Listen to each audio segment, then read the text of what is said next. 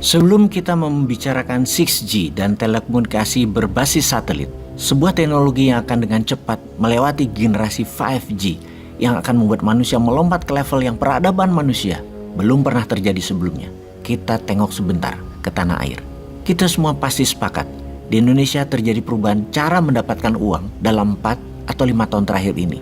Yaitu jika Anda ingin menjadi triliuner atau multimilioner adalah bukan dengan dagang, tetapi dekat dengan pusat pemerintahan atau pejabat pusat. Masa 5 tahun terakhir ini adalah era di mana uang hanya berpusat di pusat pemerintahan dan beredar di kalangan elit dalam jumlah yang sangat besar. Oh maaf nih ya, kalau kalimat di awal ini membuat para pengagum pejabat sekarang, misalnya pengagum opung, pengagum pejabat yang membiarkan opung bermanuver walaupun melanggar banyak aturan, juga misalnya apa yang dilakukan adalah merugikan nation, namun karena menguntungkan pejabat di sekitarnya juga mempertebalkan kantong keluarganya, ya didiamkan aja dan Anda menjadi sebel sama bosman karena kalimat bosman super nyindir. Maaf loh ya, habis banyak yang mangkel namun gak bisa ngomong nitip lewat bosman, ya saya sampaikan. Kita lanjut ya, bener deh, saat ini adalah periode yang selalu gaduh, apa aja gaduh. Habis maunya banyak sih, minta jabatan diperpanjang lah, yang dibungkus pura-pura rakyat yang mau, padahal pejabat yang mau. Anggaran Covid tidak teraudit jelas, 1.000 triliun kemana aja. Tambang nikel habis, uangnya bukan buat rakyat tapi dibilang kita lah yang untung. Hutang menumpuk dibilang aman lah, dan banyak lagi. Bernegara selama ini menjadi tidak menarik karena bukan adu otak bersaing karya positif terjadinya. Namun berkarya hanya satu yang boleh, yang sejalan dengan pemerintah pusat. Sementara dalam berkarya, negaranya digiring dengan hutang yang alhamdulillah hanya naik 5.000 triliun. Naiknya jumlah hutang tersebut, kalau di swasta, kalau Anda pinjam 1 triliun dalam 5 tahun harus sudah balik modal. Ini pinjam 5.000 triliun yang harusnya 5 tahun lagi hutang itu lunas dan kita punya aset produktif yang menghasilkan 1.000 triliun income per tahunnya. Kenyataannya gak jadi hal yang produktif, hanya jadi sebuah rupa saja atau bentuk, namun konsumtif. Rasanya pemborosan lagi, karena membangun memang tidak sesederhana main Lego, bangun bangunan gedung gitu doang, enggak.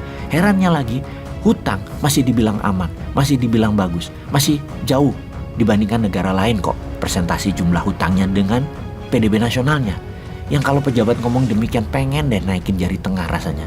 Bos, yang lain memang utangnya besar tapi terbanyak pakai mata uangnya sendiri. Jepang utang terbesar adalah menggunakan yen, berutang pada lembaga sendiri. Tiongkok sama juga pakai yuan. Amerika apalagi ngutangnya pakai dolarnya sendiri. Kalaupun negara-negara itu pinjam pakai dolar atau mata uang asing yaitu dolar, deposit dolar mereka alias devisanya sudah besar di kas negaranya, alias ya seperti back to back aja. Jangan gitulah menteri rakyat kok bodohi sih. Udahlah. Kalau kita gimana? Sudahlah gitu ya kita ngomongnya. Kita membahas dunia aja sekarang. Tahun 2023 adalah tahun menarik. Tahun teknologi melompat ke level tertinggi di tengah-tengah kekacauan dengan segala yang tidak bisa diprediksi. Tahun 2023 tahun yang sangat berwarna. Tahun yang dibayangi resesi. Tahun yang dibayangi dengan turunnya daya beli dunia. Tahun yang diperkirakan akan mendapat gelombang Covid strain baru lagi. Tahun winter panjang bagi Eropa yang berimbas ke tahun winternya ekonomi dunia. Tahun perang Rusia baik panjang maupun pendek sehingga selesai, selama tidak pakai nuklir tak akan pengaruh bagi ekonomi dunia, namun berubah ekosistem kehidupan Eropa. Bagi dunia nggak terlalu. Tahun 2023 adalah tahun untuk terbang sukses berkelimpahan bagi mereka yang bisa mengadopsi, beradaptasi, dan mengambil peluang. Kita bicara 6G sekarang, bayangkan kita bisa mentransfer data 1 tera cuma dalam 1 detik memakai 6G. Bisakah membayangkannya?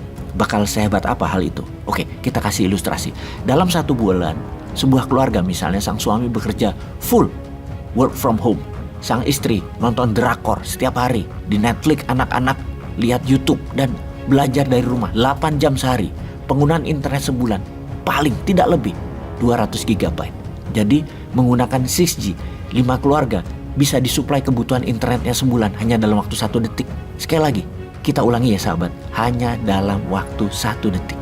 Ketika Indonesia mulai mengubah layanan dari 2G ke 3G di tahun 2008, dunia sekitar kita berubah.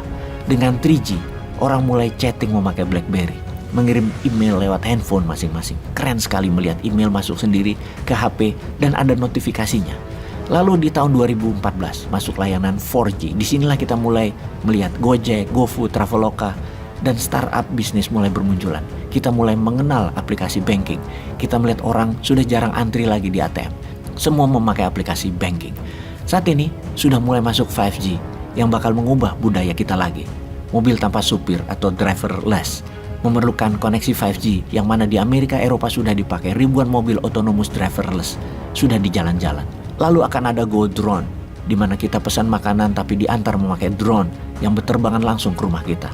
Era 5G ini juga era metaverse di mana kita bisa nonton, jalan-jalan dan sekolah di dunia virtual. Bioskop akan jadi 4D karena orang sudah terbiasa nonton di dalam metaverse ini. Sekarang dunia sedang menguji coba 6G. Dulu-duluan antara Amerika dan Tiongkok, siapa yang akan memulai dan menguasainya? Bakal seperti apa dunia kalau era 6G ini diterapkan? Dengan 6G di tahun 2025 kita akan memiliki chips dengan jumlah koneksi 100 miliar sama dengan jumlah neuron saraf di otak manusia. Artinya komputer sudah bisa berpikir dan belajar seperti manusia. Era 6G ini adalah era robotik di mana kita akan melihat robot di mana-mana melayani manusia.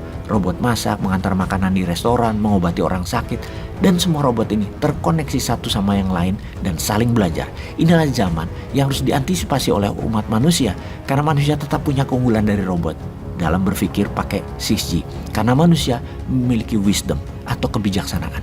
Kebijaksanaan yang dipunyai setiap manusia karena berhati dan berpikir yang saat ini dicoba dimatikan oleh para buzzer rupiah agar membuat manusia Wakanda jadi robot.